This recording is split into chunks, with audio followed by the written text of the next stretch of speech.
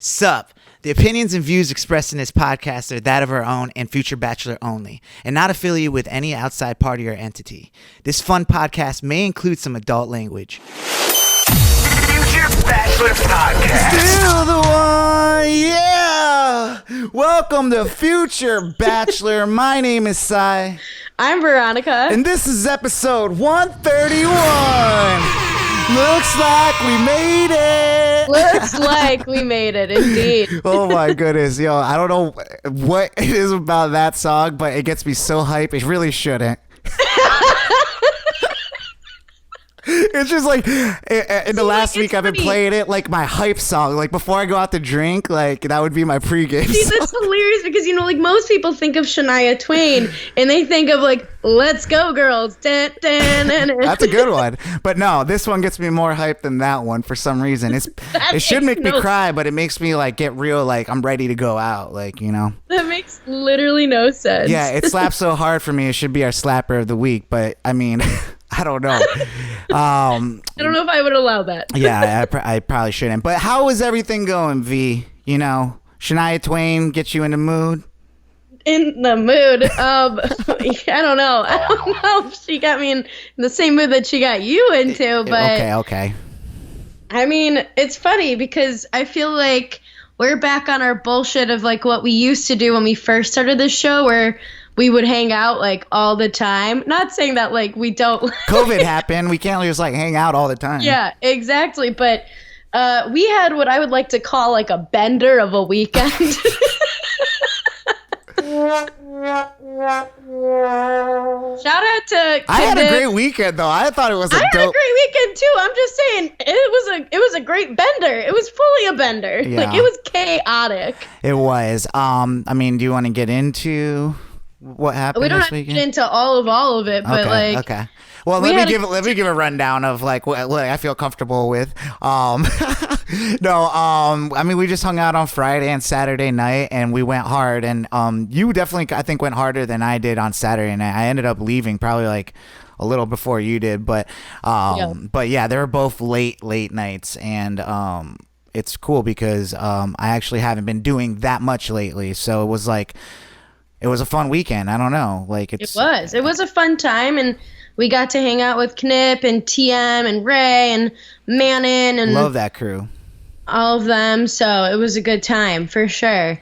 But yeah, I mean, a lot more happened, but we're not going to talk about any of the fun stuff. I guess Veronica, right? I don't know. Like so. Yeah, all right. Anyways, let's keep this moving. I don't know. Let's get into real quick hits. Yeah, it's like what happens in Vegas stays in Vegas. What happens on your bender weekend stays in the bender weekend. We look at the photos once and then delete them. After. Yeah. Okay. Cool. Well, what do we got for some quick hits this week? So speaking of quick. Oh, dude. Fast Times at Ridgemont High. No, it was a good one. I'm not going to give you the wow. That was bad. I liked it. I saw where you were going with it. Quick hits, I know, Fast but Times. I'm like, ah. Yeah, but yeah. Anyways, what happened with Fast Times? I watched So, who put this together?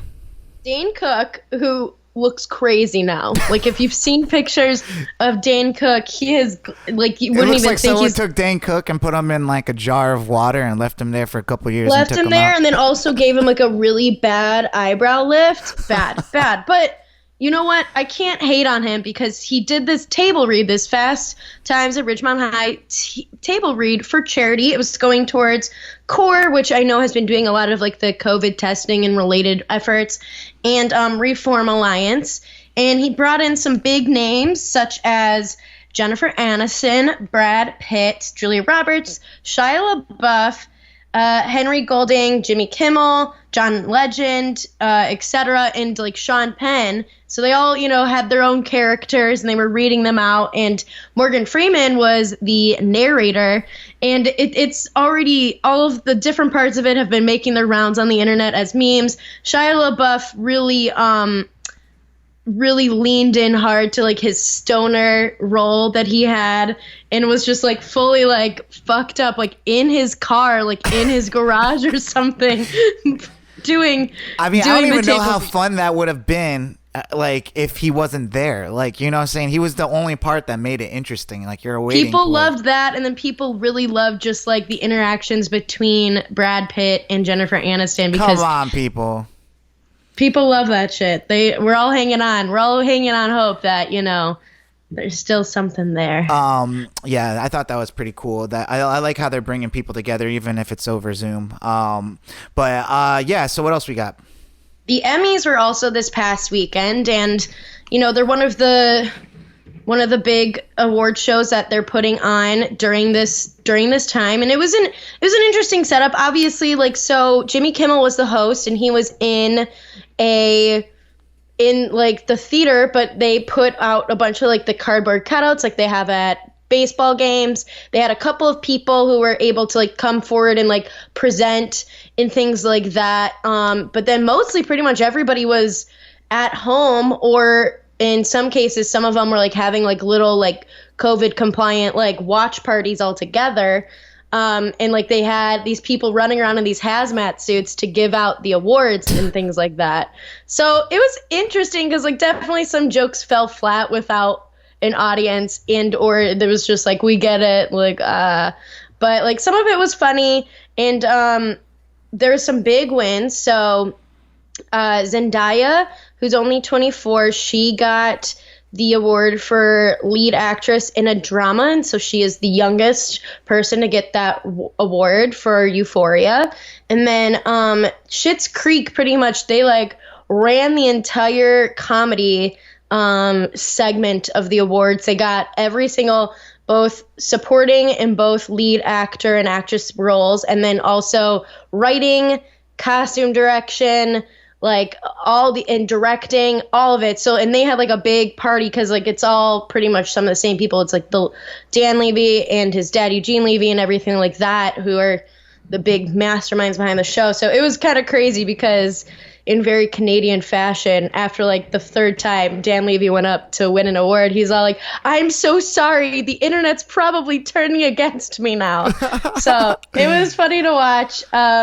Man, Schitt's Creek is just too funny. Like, I just don't even know how you even make that show. Like, how do you even start writing that show? How do you find the right people to be like? I don't even know. But I don't know. I love that show so much. It's so good. Like, they deserve all the love in the world for, you know, because they just finished after 6 seasons. So what is his name in the show? David. Ew, David. Like, David. David. Ew. David. I legit watched like a reel of her just saying David over and over for like 5 minutes from the show. It was like, David. Like everything she says is David. So I love all of her mannerisms and just like her like whoop. Yeah, very she's much ridiculous. so into Alexis. Okay, what else we got?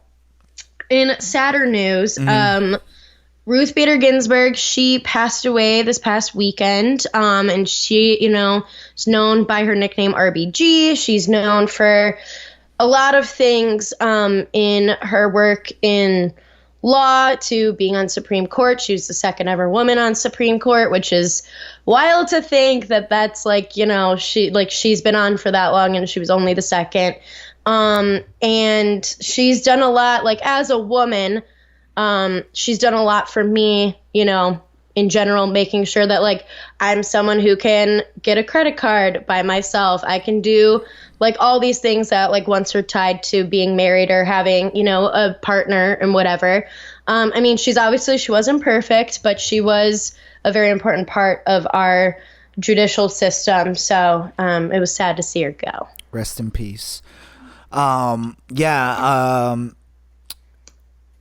It was like, you know, it's really sad because, you know, now we're gonna have to deal with what's going on with like the politics side of all that stuff, right? You know? Well, yeah, because it's getting into a very hypocritical area, because when like the very Reader's Digest version is when Obama was, you know, it was probably like February, March of his last year before the election. They're like, you can't pick a supreme. You can't. Yeah, pick this, and now they're trying to rush a decision when there's an election in 40 days. So, you know, things like that. But moving along, Time has released their list / you know, whole spread and package that they do on the 100 most influential people, and it's got a lot of people that we bring up here on our show, and a lot of people that are in and out of the pop culture sphere. So some of them include, in the artist category, we have The Weeknd, J Balvin, my man's Michael B. Jordan, the director Bong Joon-ho, who was for Parasite. For some of the other categories, we have Gabrielle Union, Dwayne Wade. 100 people is a lot of people. Like, I don't know to think about. I mean, do they have like the same people like over like last year? Like, is it like they just take last year's list and there's take people off? There might be a couple who kind of cross over, because I feel like, I don't know. I mean, Megan Thee Stallion is one of the she's one of the covers. She's obviously newer to it, but like, I don't know if like people, I see why Meg Thee Stallion's on there. What is Halsey's like? Did you read into that one? I didn't read into hers, but I mean, like, she did a lot of work surrounding the protests and stuff in California, and has always done a lot of different work surrounding LGBTQ. Also, I saw her post something about like her like. Does she also have like billions of streams on like Spotify over Drake or something? Yeah, she has billions on Without Me, and then a couple of other like songs and stuff. So like she was one of the people, like, cause so Drake did a post like I don't even know, like probably a week or two ago, of him eating spaghetti off of his Spotify billion stream plate. And then so she had two of hers out with hot Cheetos and like M&Ms, and then she's like, and I have one more on the way. They still owe me one more. Like, there's a third one coming. So I'm like, damn. Yeah. Halsey, get it. Flexing. So, yeah, that's what's up. Cool. Well, who was like, do they order them, or is it just like 100 people? So they kind of have I don't think it's like ordered in like most to least influential of the 100 most, but it's more segmented by groups. So for like so entertainment, music, and so like there's artists, there's pioneers. So like Meg Thee Stallion is in the pioneers category. They have, you know, icons, so people like Billy Porter. That sounds like a fun like planning meeting. Where you pick your people and then you like putting people in categories, or coming up with like, how do you group these people into a category, like type stuff, you know? Well, a lot of them like have like, so Megan's they probably got them all like on magnets and like pictures of their faces, like throwing them up in these circles and stuff. Like, oh yeah, as someone who like that's like literally what I studied and what I did in college was like magazines. Like this is like, I planned out weekly magazines. So like that's like literally what you do. You like plan out like the like package that would be for a magazine, like, you know, a month later, you'd be planning that out and doing all that stuff at once. Like, I'm sure like this stuff, like you have to like, this has been over months and months. And then like, it's like, they have to think about like, how are we going to categorize? Who are we going to have? Like, cause they enlist like some other people, other kind of like iconic people to write some of the blurbs or write some of the things about them. So like Meg's, like her stuff is written by Taraji P. Henson. So like they kind of have to like pull in like who can speak on, you know, these different people. That's so it's definitely cool. You know, support your favorite magazine with that kind of content, because it's super interesting to learn about, you know, different people throughout art, like, you know, sports, activism. Dr. Fauci's one of them. Some of the activists for Black Lives Matter are part of it. So definitely cool stuff to be reading. So like let's talk about, you know, it looks like I thought TikTok was down to its last talk. We thought so too. They were supposed to go away on Sunday. Saved by the Bell, huh? Look at literally all these clock references. Literally. Oh man. What was that countdown like? And get it? So like it was crazy. It was literally like Sunday. I think like it came down to the 11th hour that like, you know, the president gave his blessing to this deal with Oracle and Walmart to help, you know, partner with TikTok to gatekeep America's data and security and everything like that. Because that was the thing, was that he was going to get rid of TikTok, WeChat, And I think maybe one other thing, because they are Chinese-based companies and Chinese-based data and everything like that. So it will be, hopefully, the new one, I guess, will be run out of Texas because that's where Oracle is based. And it will just kind of be like it. So they're like buying that part of it. They're buying like the American aspect of TikTok, I guess, and like recreating it.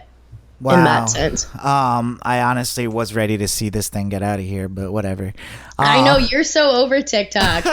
It's just I don't have the time for it. That's the ironic part. Get it? Oh, I know. Anywho, Veronica, I know there's things making you go yikes this week. Not with like our bender this weekend, because a couple yikes there. But what made you go yikes outside of our bender? Outside of our bender, so a baby yikes first is just, Ellen is still having a show. Mm-hmm. Which came out of like, I wasn't ready for it. It just kind of came out of nowhere. I was like, oh, we're getting an apology. I don't think she was really ready for it, because I feel like her apology kind of fell flat / like it's a little too late at this point. I feel like it fell extra flat because of, if she had an audience in front of her, it's just like, how do you feel sincere or be sincere when you're like talking to the like Black no one's Mirrors. there to hold you accountable, like really, you're legit, like it looked like Black Mirror in there. Like I was like, we are living in a simulation. This is not real. She's apologizing to a bunch of like TVs with faces on it, and they're all clapping. Weird. And they're putting like fake applause like we do on our show. Like, yeah, you wanted it. My summer was great. Yeah, like the canned applause is always going to be weird to me, I think. But it definitely just didn't, like, she took responsibility, but she also didn't, she very much so is like, I've become the be kind lady, and like, my life's hard too. And like, we're like, okay, like, sure, Ellen, whatever you say, sis. I mean, I think it's just the world we're seeing through the fake. We're trying to see through the fake, like, or it's just easier to see through the fake these days. Like, I was listening to something describe about how, like, kids look at things differently than older people these days, because like older people like believed pretty much everything that was told to them on like media and growing up like before us. But like kids nowadays can look at something and be like, and see all the things that manipulate it, whether it's a filter or like that was edited, that was Photoshop, this is not like, this is someone wrote this for this person, this is not what they really think. So when it comes down to like what I think this generation wants to like be talked to, is like they want to talk to real people. We know Ellen's a real person, everyone's a real person, but you're not acting real, and you're acting like you're putting on this thing that like your life is like legit, like bubbles and rainbows and stuff, and it's just not like, you dance and you do your stuff, and that's all good, and that's why people love you. Can we have an Ellen where like maybe it's like a serious topic or something? Like, does she ever talk about a serious topic? Like, she does. I mean, like, she does. Like, I feel like it's more like pulling your heartstrings stuff. Like, she's talked about how like she became like the be kind lady because after like she shared a story of a young gay man who had took his own life. Oh no, yeah.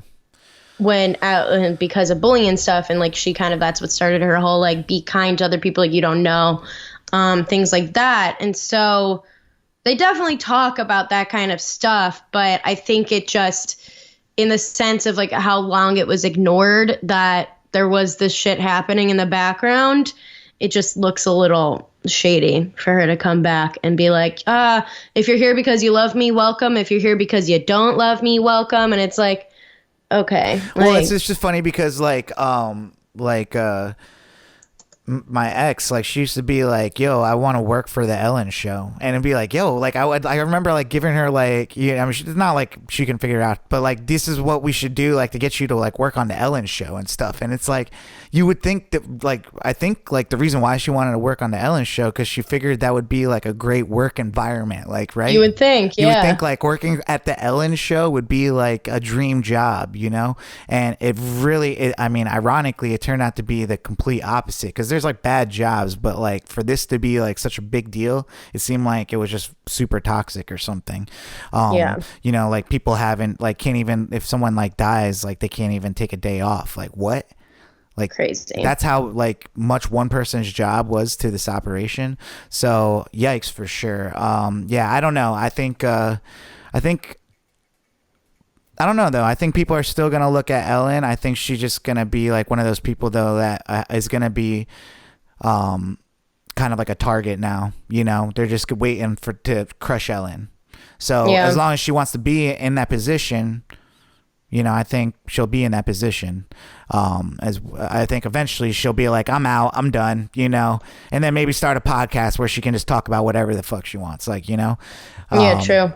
So, anything else made you go yikes this week? Yeah, a bigger yikes in, you know, the larger sphere of our world that are things that are happening. And, you know, with the Breonna Taylor case today, as we're recording this, one of the officers, Brett Hankinson, was indicted on 3 counts of first-degree wanton, I don't really know how to say that word, endangerment. So what that means is that the jury determined that he placed the lives of Breonna Taylor's neighbors in danger and at risk when he fired through the window of her apartment. So the yikes there is that no one is being charged for her actual they're like legit missing the point. Like literally for her actual death that was you know, that was a victim of with no repercussions here or there. And you know, the other 2 officers that were on the scene at the time still have no charges, nothing on them. So things are getting, you know, people are upset in Louisville, Kentucky, as they should be. People are upset across the nation. It's upsetting to see something that it seems so, even like I've listened and I've read so much about like the other surrounding factors of why they were going to even like go to her house and like her like involvement with like past drug sellers and things like people like that. Like it's just like it seems still like very black and white that what happened is wrong. So it's just like such a yikes to see how the systems at play are just really like, nah, like we're not going to do anything about it. Yeah, I don't even think it's a system thing at this point now, though. I think it's like this is like a hot topic, you know, and I don't know how much is involved in like this thing playing out one way or another for like the election, you know. I feel like there's a lot of different topics tied to this, like, you know, whether it's police reform or, you know, Black Lives Matter. There's just a lot of heavy topics attached to this.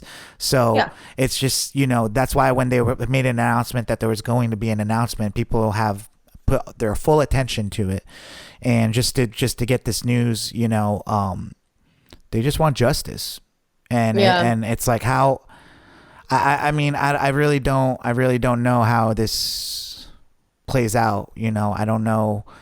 Are they like the family's like suing the police department, right? Or is that going? Yeah, there's a lot happening around that, and then obviously like Louisville has set curfews and like stopped bus services and stuff earlier today during when all of this was happening. In anticipation of like what, a riot? Of protests, but I guess in their case probably they don't want to see a riot, but goodness. Well, yikes for sure. I don't know what to say about any of that, so but on a different note, why don't we get into our guest that's actually here to talk about some cool things today. Ladies and gentlemen, I'd like to introduce a very good friend of mine. His name is Adam Ivy. Adam, welcome to the show, man. It's great being here. Thanks for having me. I appreciate both you guys. Dude, so we've been friends for a very long time. I'm actually trying to remember when we got introduced and how we actually, do you remember that? Because I was trying to think back. Man, so I think we met in around 2010 or 2011, I'm thinking. Okay. I don't remember how the heck we came into contact with one another, but I do remember that you were doing videos on YouTube, like beat making videos. And I had reached out to you and you never responded to me. No! Not that he's bitter about it, though. No, I'm coming on your show right now to call you out for this. This is revenge. Thanks a lot, Adam. Yeah, I'm finally able to get it off my chest. My therapist said that this is an important meeting of the minds. No, but I was selling beats on SoundClick. I want to say though, before that, like I still am not good at responding with YouTube. Like, and this is why I brought you on the show today, is because like we're growing our YouTube currently for this show, and who else than to talk to you, a good friend of mine that knows all this type of stuff, and so that's probably why I didn't. But I do remember. Let me just, now that you're saying this, I do remember that. I'm trying to see how I got introduced to you. Maybe it was that comment, but maybe I think it might have been like Kid Famous or Caskey or somebody. But like, I remember you made this song for what's the artist? Mod Sun. Yeah, Mod Sun. And I still listen to that song on car rides. Like, that's your beat that you made for him. It's just a really good beat. And I remember being like, dude, I need to make music with you. And I don't know if we ever like, times kind of always like, happen for both of us, but we always worked and we always stayed in contact. Like, the other times I remember crossing paths with you, like specifically was, it was Caskey, the rapper from Orlando. We went to his first listening party before he even like blew up, got signed, to Cash Money and all that stuff. So that's where we actually, I think for the first time, we're like, yo, we met in person. It was like, Yeah. I remember designing a SoundClick layout for you. At that one was time it. when So I have done business with you in that sense then. Yes, okay, cool. You've done business with me back when I was doing graphic design side hustles. This is fun. This is fun. I can't believe I'm like remembering all these things that like, not that like they were like forgettable. It's just like I feel old now. I forget these things. No, remember, so we were at the Caskey listening party, and remember when the promoter, the manager guy, Doug, stopped everything to scold us? Because we were excited to see each other, right? Yeah, we were talking too loud over the music video that they were trying to like push for these local DJs. He's like, this is about Caskey and this is about his day and promoting the song. And we're like, I wasn't trying to talk loud, but I mean, come on. Yeah, no. I mean, they took it so serious, like, and that's probably what was like their downfall of all that stuff, was probably them taking it that serious. But like, I mean, respectfully, like, we're like, oh shit, sorry. Like, I find myself in those situations. Was there, man. I mean, Daniel Wilson was there. Caskey was there. Yeah. So dude, like just so like, many. So to say with people. That, like I feel like we were in a class of young like content creators and they're just like young, people that wanted more out of life than just a 9-to-5, and something I've seen along the way, just like we had J-Bon, J-Bon from Orlando as well. And, he's another person that like does a lot of different things, and you like throughout time, like I've been in parody videos with you, like rap songs and stuff. So that's funny. Yeah, man. I was just showing Veronica like before the show. So, I guess tell me, our listeners, the perspective of like your like journey of like what you've been doing and how you're enjoying life right these days, like with what you do and stuff. And because I think you're a very interesting friend of mine, man, and I appreciate you being here and talking to us about this. So no, it's always fun to catch up. It's always fun to reminisce about the simpler times in life, man, back in my early 20s. So I started producing music back in 2005, 2006, fast forward to 2007, moved to Orlando, Florida to pursue music, production and all that good stuff. I got sick of the factory life in Wisconsin, knew that there was more to life. So I moved down here to Florida, not knowing anybody. Fast forward to getting fired in 2009 from a day job that I thought I was kind of safe at. I had to make money, and I was super bitter that I got fired along with like 4 or 5 other people, because the day job that I was at that time was at the tail end of the economic crash from 2007 and 8. Mm-hmm. They finally were affected by it and had to let people go. They denied us unemployment the way that they fired us. So I had an apartment. I had a 2005 Dodge Magnum that had a $385 or $386 a month payment with insurance and everything, and food and a cell phone bill and stuff like that. That I needed to figure out how I was going to pay that. My family back home especially at that time, did not have any money to really help me out too much, aside from maybe $50 here or there every few months. So I was doing graphic design projects. I was designing MySpace pages and SoundClick pages. And they were clean. Word. Like, I'm good at video and graphics now, but obviously I can make that shit for myself now. But like, that's how long we've known each other, is that I was reaching out to you to do my graphics. Like, that wouldn't happen today. But you killed it. I mean, I didn't even I don't think I ever used it, because like you would inspire me to like try to do things, and I just never. It was 2008. It was a recession. I lost my dad at that same like time and stuff. It was just it was hard. So sometimes it was hard to make sense. Like, I'm sure you'll get into too, of like our passions and like actually making any money and like making that a career or anything. No, man. I was saying yes to every single opportunity to make money. I mean, so thank you for believing in me at that time to help keep my lights on. But always. I was doing all these different graphic design jobs. I was doing, I think, 5 or 6 different clubs here in Orlando, a couple in Tampa, as far as their Friday and Saturday night promotions. I'm talking Firestone, Antigua, a bunch of different ones. Club Paris at one time. Woo! When that was a thing. Man, you're really showing our age right now, bro. Yeah, no, without question. So I was doing all these different little hustle jobs, and then when I lost my job, I was like, I need to figure this out now to, keep the needle moving forward. So I started selling beats on SoundClick, and started YouTube videos in 2009, right around the same time, because I'm like, I need to build up my name and I need to build up my brand, even though I didn't know what marketing really was at that time.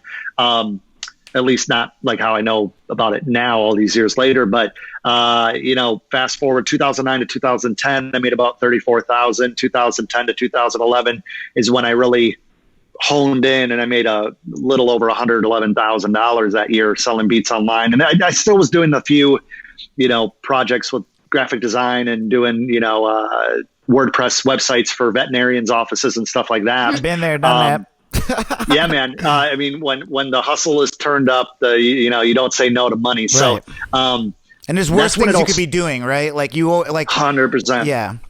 Yeah, man. So, I was making beats for artists and selling those online and working with some artists, bigger names and stuff. And in 2014, I kind of made a switch, into doing sync licensing, essentially like jingle music, real little short stem stuff for intros, outros, bed music for reality shows such as Bad Girls Club, American Pickers, Naked and Afraid, stuff like that. And it just all of a sudden evolved into, being able to bring in multiple different revenue streams. And at the same time, rewind a little bit to 2011, when I had a parody video go viral, and all of a sudden I had a bunch of different like corporate gigs come my way. And this is before I hit any type of burnout. This is just when, if you offered money for something that I was like, felt good about it, obviously keeping my integrity in check. I was saying yes. I was getting very little sleep. I was starting to take corporate gigs, and next thing you know, I have 10 years of corporate experience in the, doing corporate marketing on a high level, as we've talked about in the past. But yeah, like I've always done music, and I've always, people think, oh, you did corporate marketing, how did you do music? I'm like, well, it's 24 hours in a day. And when you get 3.5, 4 hours of sleep, you can get a lot done. Right. So fast forward to, 2015, 2016, I started doing marketing type videos on YouTube to help people that I was just frustrated didn't have the right information, especially based on the corporate stuff that I was doing day in and day out. Well, let's start there a little bit, because I kind of want to, this is like something I've talked about before in the past, because as being content creators, like now that you're like established, like doing your thing, like now that we're like, I feel like, we've been doing this podcast for 2 years. I feel pretty established. We're not like anything like, but you can take me seriously, at least like as far as consistency. But, on YouTube, you're putting your whole self out there, like especially when you're like, I'm telling you guys like how to do something. Like, what is the hate like when you're first starting off, when you're giving advice to people and they're just like, who are you? Like, you know what I'm saying? Like, what gives you the right? Right. Or like, you know, like how do you get past like that type of stuff? Like, you know, first starting out, because a lot of people want to, you know, give advice or make content, and, you know, how was that like in the beginning stages of doing that stuff? Yeah. So the reason I started doing it was kind of self-serving. I had some hearing loss in my left ear, and I figured if I'm not going to be able to make music anymore, I might as well give away all the sauce for free, and then let them fight it out. And then it started quickly evolving into being very fulfilled in what I was doing, because a lot of people would message me thanking me for the little bits and pieces making a huge difference in what they were doing.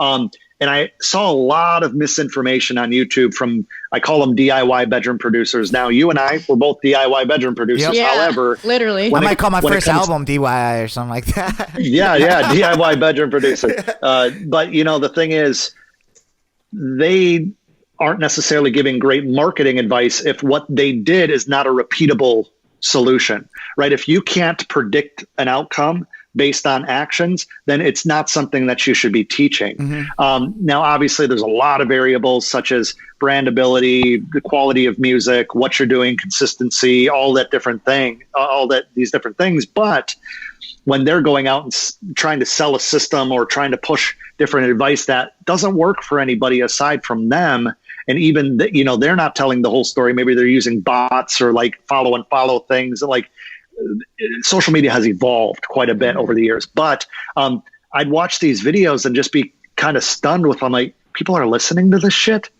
And all of a sudden, I just, out of frustration, anytime a DM would come in or a email or whatever with people asking me the questions, I would say, instead of just responding to this guy, I'm going to do a video on it so I can answer his question and help others. That's smart, dude. That's freaking smart. Right. Well, because sometimes it's hard to come up with content, because I'd be like, yo, dude, I know Adam's over there just like, I got to make a video, but what else can I say? Sometimes we're like, what are we going to talk about for our main topic on our podcast? It's easy. It's easy, man. Yeah, that's smart. I mean, that even happens to me now. And to get like, you know, I have 150, 200 different videos on marketing, business, perspective, that type of thing. And I always have to keep reminding myself that people that subscribe now in the last few months, they're not going back to those old videos typically. So you have to rehash them, come at it from a different angle. Maybe things have changed. Things change very quickly. But to answer your question about haters and negativity and people questioning you, you know, one thing that kind of set me off straight is my Uncle Jack. You know, shout out to my Uncle Jack. We're going to give him an air horn. Yeah. Ba, ba, ba. So my Uncle Jack, I was talking to my Uncle Jack early on, and I was telling him, I'm like, you know, these people are telling me that, you know, I have no right to be telling them what to do. I have no credentials. I don't have any, you know, Grammys or any big Emmy awards or anything like that on the shelf from the music side of things. And he told me something, I'm paraphrasing the hell out of this, but he said, last time I checked, nobody cares how far Bill Belichick can throw a football. And so that's the whole perspective of, that's my center, that's my base. It's like, you can't make everybody happy. Those who complain that you don't know what you're talking about are the same people that aren't actually even trying to see if it works. Right. They're trying to validate and justify their lack of action. They're trying to justify and validate their lack of progress or accomplishment to make themselves feel better, discrediting what you're trying to teach them or help them with. And the YouTube stuff is free. So they're literally getting mad that they had a sample at the grocery store and didn't like it, but they have nothing invested in it. Right. So, I mean, you know, I think like, you know, another thing to point out about like the information you provide is like, you know, you're not trying to be like, this is how Drake does it, or this is like how to become Drake. You're legit talking, because there's money and there's business in music, and you know, you brought up sync licensing, getting music in shows, those type of things are like, and then you apply these different avenues. You got a multiple streams, like streams of like money. So it's like, revenue. I think you like that's what I think is smart about what you're doing is like you're not like trying to be like this is what's gonna get you a Grammy. It's like this is how you get more views on your YouTube video. Like, you know, this is how you realistically do it. Like if you're trying to do it, because this is how I'm doing it, you know. Mm-hmm. So well, and the thing is, when you're a Drake, when you're Ed Sheeran, when you're 6ix9ine or Celine Dion for that matter, you've already flipped the switch, and people overlook that. They're like, well, Drake's not using hashtags on Instagram. Yeah, because he doesn't have to even be on Instagram. Yeah. Like, you have to build a brand. You have to get the attention. You need to have the conversations to then be able to have a deliverable as far as being able to get your message heard. And then you need to have conversions, such as followers into fans, such as revenue streams. And this doesn't just happen. Like, you're not going to get signed tomorrow, and the next thing you know, you're going to be the next big thing. Like, that doesn't happen. Labels don't even give you two bits of attention until you already have a buzz, because they don't want to put the work into you. They know you already have the work ethic. They know you already have something. You're doing the proof of concept for them. What they used to spend hundreds of thousands of dollars on back in the days of Jay Sean and these other like kind of almost one-hit wonders, they would put a bunch of money in, get them up in the charts, and then see what happens. If you didn't have a repeatable, if you didn't have a second, follow-up hit. There was a moment though, I feel like you could have put like if the song was good, you could put anybody on there, and like the song would be like great, like LMFAO or something. Like it's just like this song's gonna be good, so it doesn't matter who were those guys, who are those guys, like you know what I'm saying, like so who knows? Yeah, they got their money and disappeared. Well, Veronica, did you have like any like questions? Like I know Adam, so I'm like asking him all these questions, but from a person that might not know him, where are you coming from? Well, no, I've been thinking, like, you've been talking about like building brands and stuff like that. And I kind of like make this joke about like, especially like my generation, our generation, about like the whole idea of now it's like super popular to like, what's your brand? And it feels like you were kind of like ahead of that trend. Do you think like that helped you to become like where you are now? Because like, that's like such a big thing about personal branding. I think one thing that kind of kicked me off into all of this, and Sai can attest to this, is the 7th video I ever did on YouTube, maybe the 6th or 7th video I ever did, went viral. So go from trying to figure it out, nobody's watching what my was stuff, that video to, though, Adam? It was the red and yellow parody. Dude, I only bring that up because we watched it before. I was like, yo, you gotta see. When I watched it, I'm like, I've definitely seen this. Adam, because she was like, crazy. Before the show, Veronica was like, hey, what do I look like? Do I look like the female version of like Steve from Blue's Clues? And I was like, well, you kind of like got a Ronald McDonald thing going. And I was like, actually, let me show you this song. And I showed her the parody video. So well, no, and going from trying to figure it out on YouTube to going viral pretty much overnight is as awesome and as crappy as you could possibly imagine it to be, because now you have all these people that are looking at you. You don't have anything lined up, marketing, brand, anything. They don't actually care about you. They care about the 3.5 minutes that you're giving them as far as entertainment. And if you're not giving it to them, back in the day, they're going to Smosh, or they're going to what was that guy? Fred. They're going to like these stupid YouTube videos that are just giving them that dopamine or serotonin that they need. But I realized that they didn't care about me. That's why branding is so important. If you have a brand, people are going to come and consume your content no matter what it is. It doesn't matter if it's music, educational, entertainment, inspirational, that type of thing. They care about you. Somebody that's a good example of this in the last few years is Casey Neistat, right? Everybody knows who Casey Neistat is for the most part. The Paul brothers, Logan and what's the other guy? What's his name? Jake. Yeah. So, they're a brand. You know them for certain things. And so I said, you know what? I have this parody video that went viral. I struggled for years to try to kind of catch lightning in a bottle twice, and it never happened. And I said, finally, I have, I think, like 15,000 subscribers. I just need to kind of go back to the drawing board and find something that's genuine to me, that I can build me around, rather than throwing stuff up against the wall, seeing something go viral and be like, I could do that. Seeing something else go viral, I could do that. If you're chasing it, you're never going to be ahead of it. So, I think that a brand is kind of what you're left with when everybody stops caring about the content. And if the brand is strong enough, they'll always be around to kind of support you. Yeah, man. Yeah. I mean, I agree. I kind of want to talk about how your work ethic, as a person that that works very hard. Like, I mean, you know, we're always making content. We always have, like, you know, it's just in us to do it. It's like no one's telling us to do this stuff. No one, you know, tells me to I need to make clips from our show to throw up on YouTube to get like extra views, to make content to share on Twitter. Like, you know, what drives you, like, you know, when you, because I know there's days where you're like, can I just cut this corner? And you don't, you know what I'm saying? Like, or like, you know, what you're doing being our guest right now, like I'm going to give you like a round of applause, first of all, like, just because you have the nicest setup background of like any guest we've ever had. So that means you turned the lights on before you even got on this Skype call with us, you know, like those are just extra things I do, you know, in my background. Like it's not as good as yours, but you know what I'm saying? Like those are things that like people think they can do, like, but they don't. What sets you apart from what drives you? Like, what keeps you going? You know, as cliche or cheesy as it might sound, I'm always proud of what I'm doing, but I'm never satisfied with what I'm doing. I always feel like I can do more. I remember, and I've said this on a lot of shows, so if anybody's watching this who's familiar with my story, I apologize in advance, but I remember what it was like to only have eggs, ramen, and tuna and a few condiments at home to eat. That's all I had when I was trying to keep the lights on, trying to stay housed, trying to keep my car, you know? So I never want to backslide to that. And I knew that there was more out there that's possible for me. I grew up in a very blue collar family. We had free school lunches, free breakfast. We didn't have money. We had way more love in the household than we had money.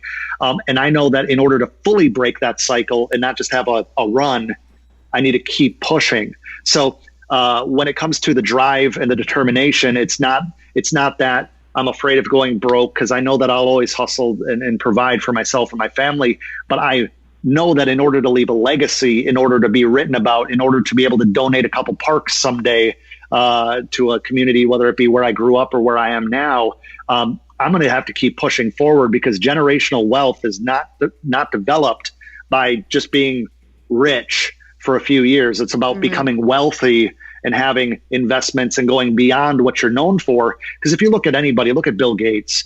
He's the Microsoft guy, but what is he doing now? A whole lot more than Microsoft. Look at Elon Musk. What is he known for? PayPal, then into Tesla and a few other things. But he's doing a lot more than that, than with a boring company and scaling that business. So you look at anybody. Jeff Bezos started selling books. Now look at him. So the Adam Ivy brand, like anybody we're talking about, it's not about what you're doing right now. This is only a stepping stone. I've always adopted the mindset of done is better than perfect, especially when the repetition is there, because then your done is good enough is way better than most people's perfect. So the repetition in doing it better and doing it more frequently builds in the efficiencies. No different than if you go to the gym and run a mile for the first time in 5 years versus if you run a mile every day. You're not sore if you do it every day, but if you do it once every 3 months, you're going to not be very comfortable walking down the stairs the next few days. So you have to keep that kind of mind muscle connection and always be hungry for what am I capable of without burning out. So right now, you know, I say it all the time. I'm a whole lot further from where I started or I'm a whole lot closer to where I want to be than where I started, you know? So, well, how do you balance that burnout threshold? You know what I'm saying? Because like when you were talking about your corporate gig days and stuff like that, like our 20s, man, we said yes to everything. That's why we are, you know, in the positions we are today, is because when other people were like too lazy to do it, or like they gave up because it was hard, like we would just say yes and power through, or learned how to do those things. But it taught me so much and got me so much experience, but it got me like to the point where I wasn't working on things that I was like for myself, that would like to get back to the roots of what I enjoy about what I do. And I'm working on everybody else's stuff. They're hitting me up. I'm like doing too much where I'm like having to make excuses to other people. Like, how do you balance I mean, I got all that out of my life and I started focusing on just my stuff, but like I can burn myself out with my own stuff now too. Really? It's the work. It's really the life work marriage, right? So many people are like, what is your work-life balance? It's all in one and the same. What I do on a day-to-day basis with my fiance, with my dog, with my health, with my fitness is no different than the relationships I have working with clients, with students, with platforms for that matter. So if you're not fulfilled and feeling appreciated, feeling progress, you know, in some sense of purpose, in whatever you're doing, it's going to eventually turn to burnout. I mean, how many people get divorced? How many people just can't handle their financial burden anymore, regardless of what they're doing for a job? I don't think that you have to love what you do every single day. You have to know that what you're doing every single day is leading you to that goal and that vision. And I think that's where a lot of people burn out, is they just push and push and push with they don't know where they're going. They're just like, and then they get burnt out from saying yes to too many people. They get burnt out from working too many hours on things that they're really not interested in, just to kind of make a few extra dollars, rather than valuing their free time and their mental clarity and their health.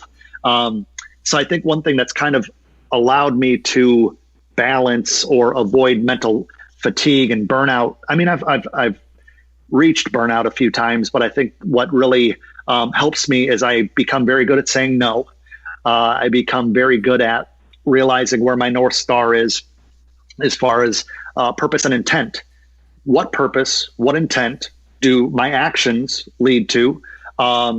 And if I don't know the answer to that, I'm not going to do it until I do. You know, so many people post on social media, they post on Instagram, they post on YouTube, and they have no idea why they're posting. They just post a post. Mm-hmm. You know, is it to get people to a platform? Is it to get people to follow you? Is it to get people to, you know, the call to action to go check out your merch? Or like, you have to have a reasoning behind it. And a lot of people just want to exist. They want to feel special. They want to feel like somebody cares about them. And unfortunately, they lean on strangers to do that, which is about the least healthy thing you could possibly do, without looking inside and saying, I'm important to me. Let me prioritize me. And so over the years, I've been obsessively selfish. It's cost me relationships. It's cost me friendships. It's cost me opportunities. But I've never gotten off track from where I ultimately wanted to be. You know, 5 years ago, I used to post a whole lot of photos of Rolex and a fancy car and a big old house and a home studio.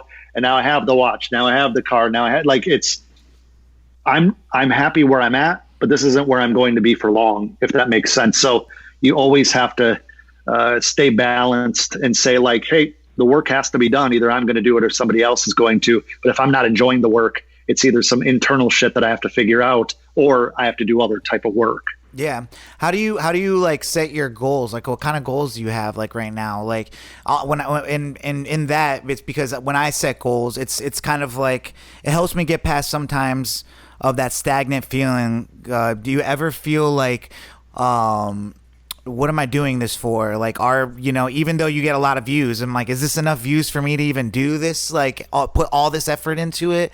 I mean, I know we see the, like, you know, we know the formula. It's like, you know, keep getting better, you know, as when you can, but stay consistent, keep doing it, because, like, nothing is overnight. Like, it might happen in year 5 or 6 for you or something like that of doing this podcast or something. So we always preach that, but, like, you know, what are those, like, what are goals like for you, and, like, how do you keep motivating yourself to do all the stuff you do for, you know, because, like you said, are you happy with what, like, can you be happy in the current, in the present? Like, are you always wanting more views? Are you always wanting more followers? Like, when it comes to this game? The followers and the views, I'm going to throw you for a curveball here. Doing what I do on YouTube, I'm very much so in the how-to education space. Okay. Think about it this way. I have 205,000 subscribers. But if I do a really, really good job with my how-to information, and I really do guide people in a genuine way, they're not going to need me for long, because they're going to come to my channel. They're going to watch a few videos. They're going to feel a lot more clear and concise with how they're doing things, why they're doing things. And then I'm going to stick around because they're loyal to me and they love my channel, but they don't need my content anymore. Yeah, so disengage. Yeah. Right. So I can continue to grow a subscribership. I can continue to grow some views, but I'm always helping a never ending churn of new people. And then the alumni of my programs, the alumni of even viewing my content, they're often doing other things. They might forget that they ever watched any of my videos, but they don't unsubscribe because they're loyal and thankful for what we had at one point. But when you're not doing entertainment content, you really need to go all in and go knee deep on the people that you're helping, rather than seeing the accumulation. because the accumulation doesn't matter. Yeah. Right. Obviously, you always want to drive and you want your content to be better. I built a home studio. I got better with lighting and audio and visuals and stuff. And I'm always going to keep pushing that to give my viewers an A+ experience, because I think that that would be a differentiating factor from other people that are just dabbling in it. They could see, oh, this is clearly a better product. However, it really comes full circle when I offer an online course or my mentorship programs, and those people go from free content to then jumping in, moving forward. Or I get an email on LinkedIn, a message on LinkedIn from a music supervisor from a Netflix series who saw my content, looked me up, and is now offering me a opportunity to do some work with them, or a possibility at least to be in the mix of that sort of thing. So obviously I have financial goals. I have, a few materialistic goals. But, as I get a little bit older, I'm 35 now. I really look forward to getting married in November. We're picking up a new puppy next month, going up to Ohio to bring him home. It's the experiences of travel. It's the experiences of, I now have 4 employees, about to be 5 in November. I'm offering, let me know when you're hiring, buddy. Well, yeah, right. Come on down to Orlando, man. One day. Right. But, being able to earn a better income with multiple different streams of income, being able to work with powerful brands such as Dell, Atom Audio, for example. Well, let me ask you about these employees. Yeah. What are they like? Editors? Are they like? What does one have as employees? Sure. So right now my team consists of Till, Andrew, Danny, and Ricky. Danny and Ricky are full-time.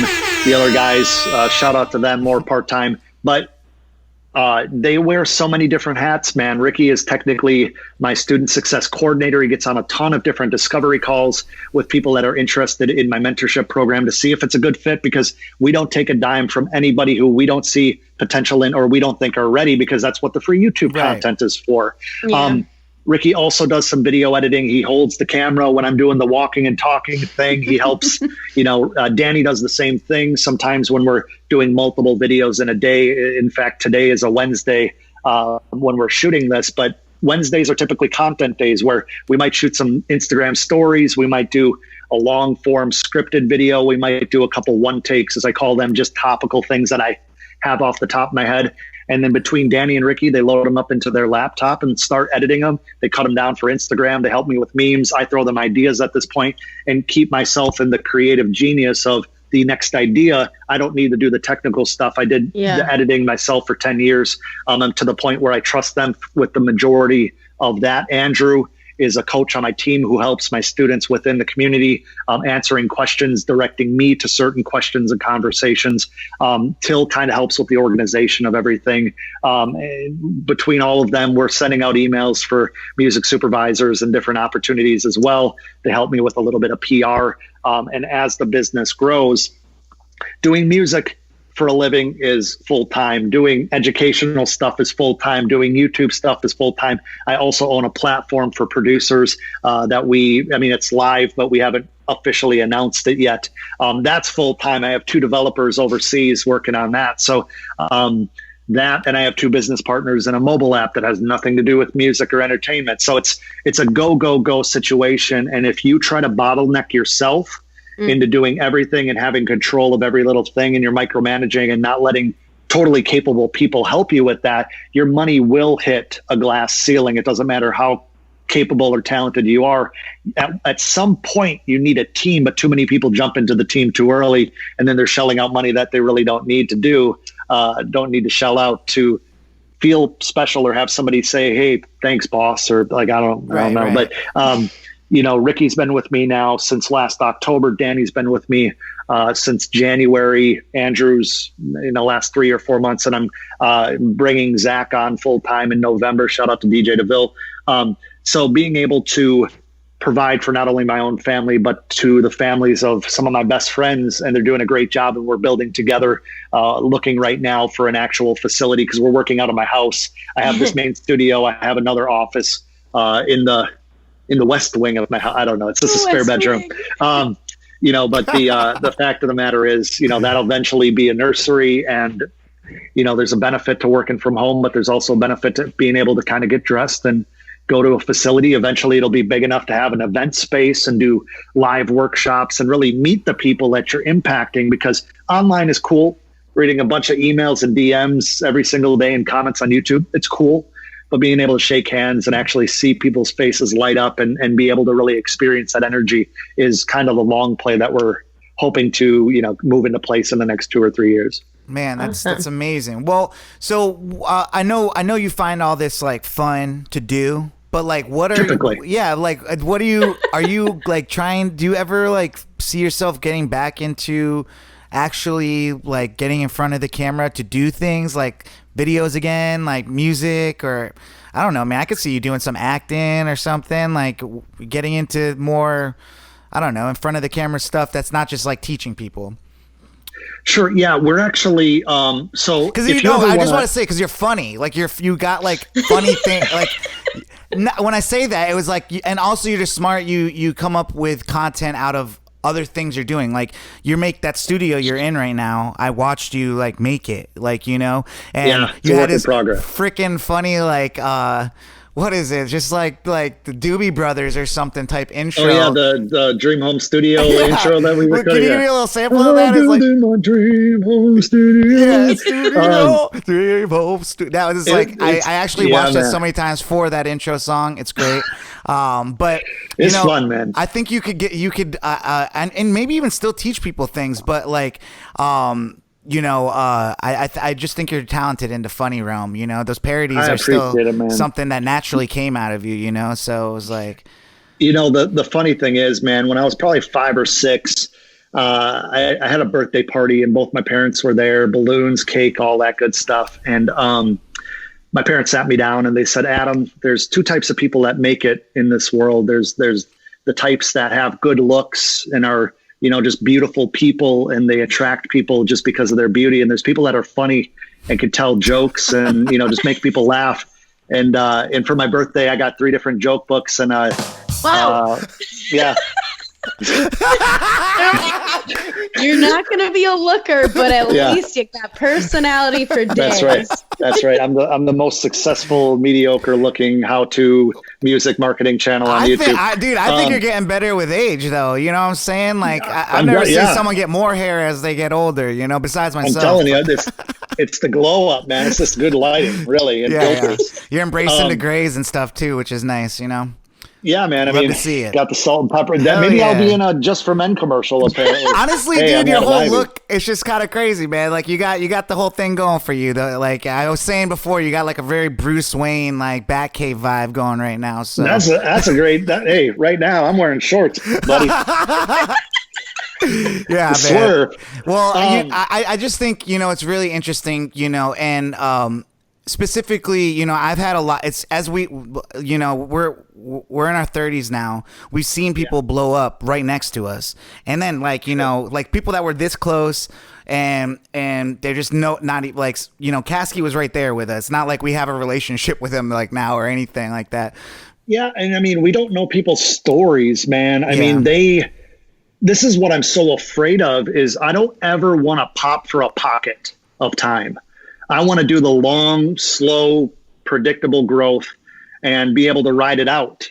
Because if you're here today, gone tomorrow, and by no means am I saying anybody Kasky or like he's an amazing talent, but I want to build a legacy. I want to be able to build longevity. I want to know that next year, most years will be better than the current year. Tony Robbins says it best. You always have to be ready for winter. So no matter how dark it gets, you need to be prepared for it. Right. So whether I make, X amount of money per month or per year, I need to be ready for a slow year, a slow month, a slow period of time. I mean, the pandemic is a perfect example for some businesses. And so, answering your question from before, will I ever get on camera again? I'm not doing parody stuff anymore. I don't want to be known as the clown. I had a ton of fun doing it, but it was almost like you're in a position, you go to a zoo or a petting zoo and they have a bear and they're like, you're feeding it root beer or Coca-Cola. Like, I never want to be that guy where it's like, dance for me. Here's some money. Dance for me. Like, I'm not that guy. I love having fun. We talk about doing funny skits all the time.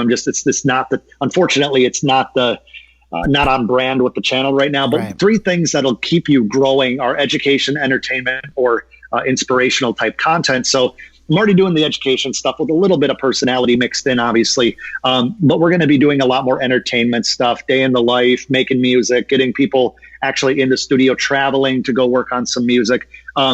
If anybody's out there watching this and is part of some type of acting talent agency, let me know. I'd love to do some commercials or something. I do voiceover work once in a while, but that's something that I never really dove headfirst into. I think I could be good at it, but it's like, I don't know.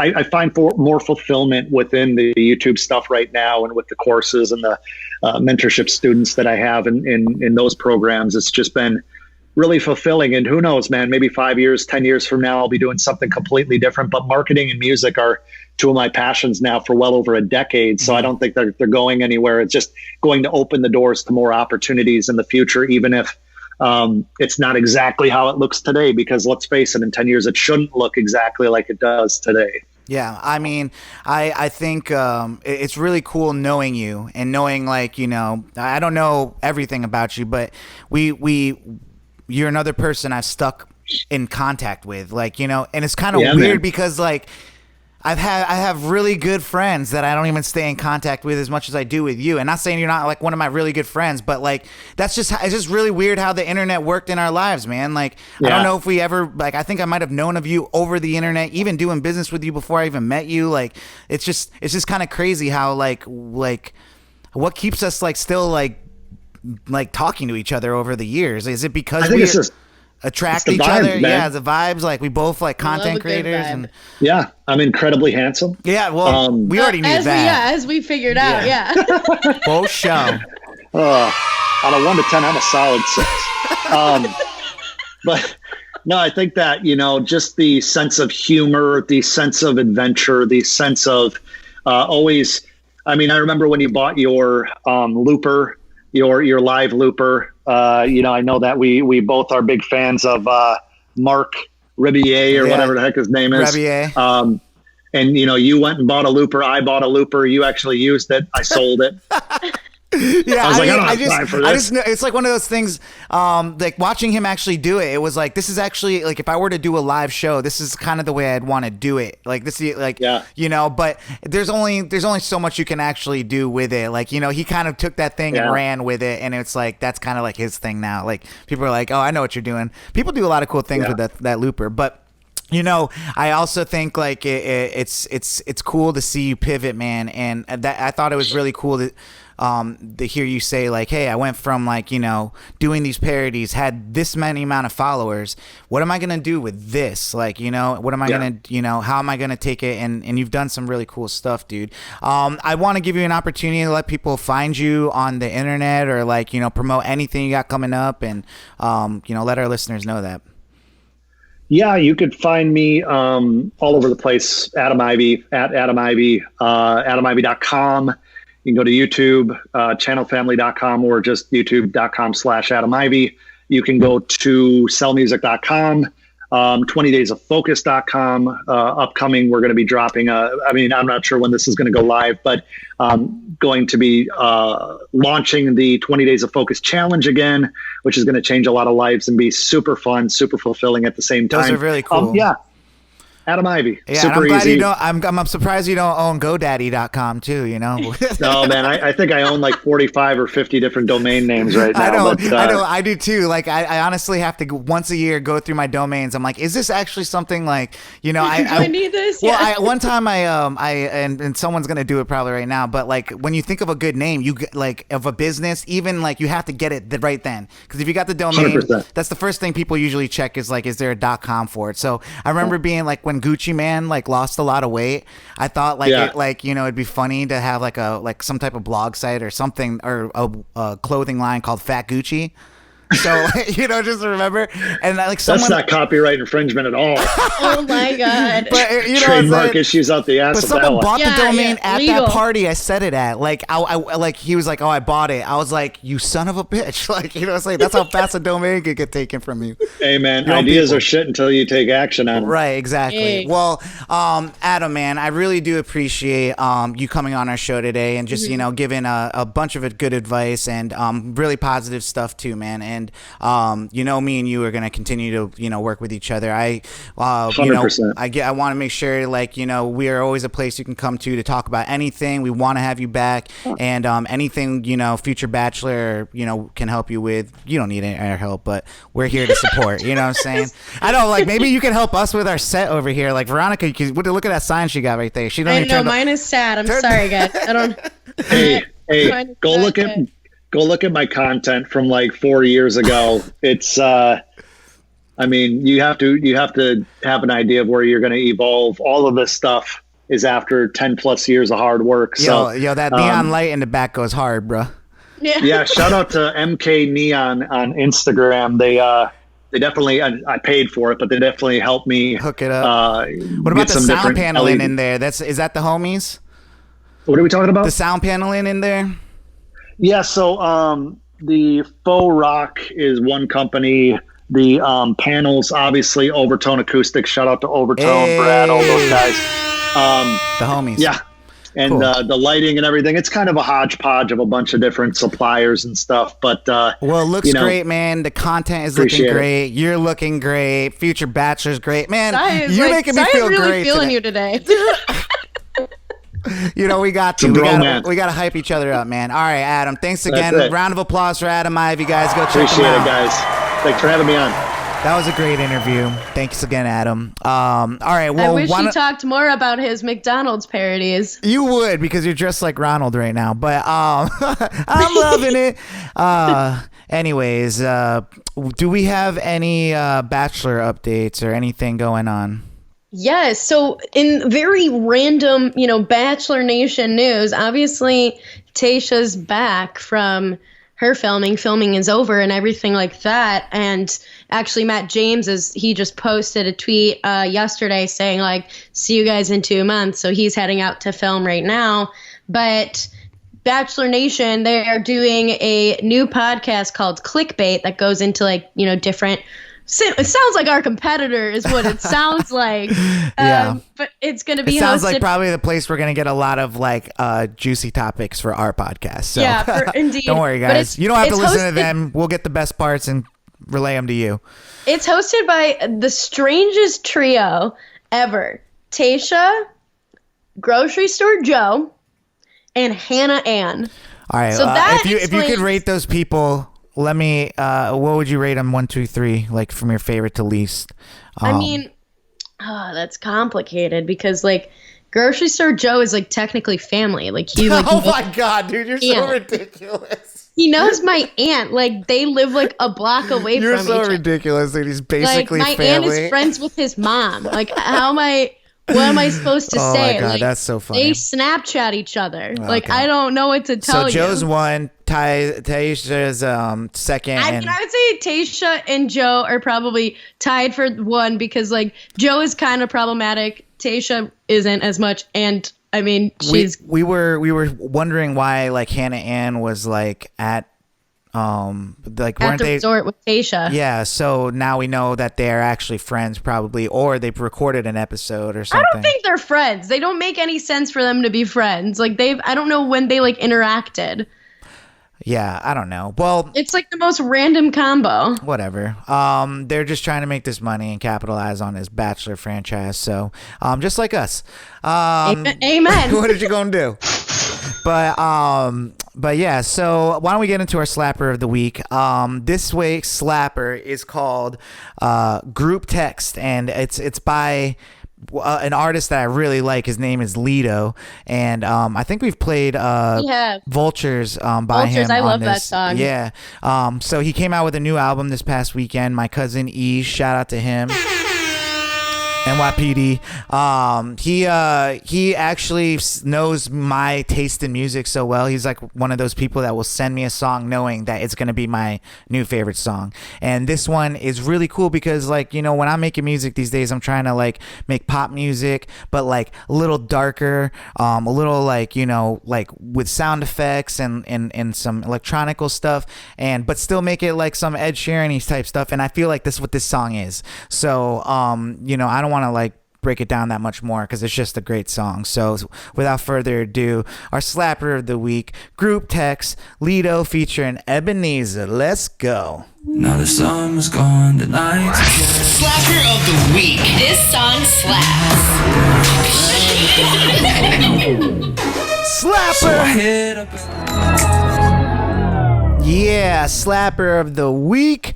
Grouptext by Lido featuring Ebenezer. I was all alone. You found me. My favorite line on that is like, I told a lot of tens that they was the one. What? Damn. Yo. Anyways, you got any shout outs this week, V? Yeah, I wanted to shout out my friend Jared. It was his birthday this week. Happy birthday to him. And then I wanted to just shout out my friend Pal, just because we have good, as we like to call them, salt sessions. And we had a very good salt sesh earlier this week because, you know, we're just trying out here to make moves. Have you ever seen Step Brothers, like the part where he's like, Pa!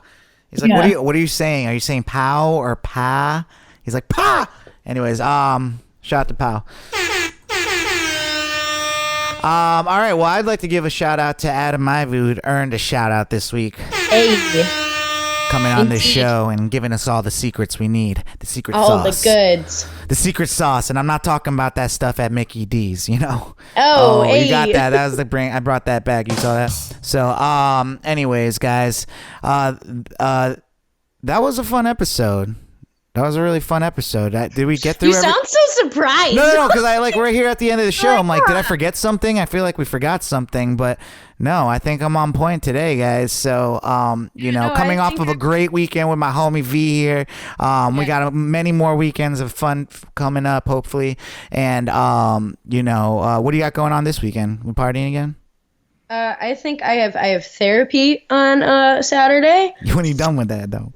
And then I might be hanging out with Morgan and our pal Katie Gallagher for a little bit of a girls' day. Okay, well, we'll have fun with that. I'll figure out my own plans. Anyways, I don't know yet. I don't know. I'm sure we'll cross me. paths at some point. So, well, guys, you know, I say keep rocking with us. Make sure to find us on YouTube, Future Bachelor. Subscribe. We get funny clips up there every week from the show.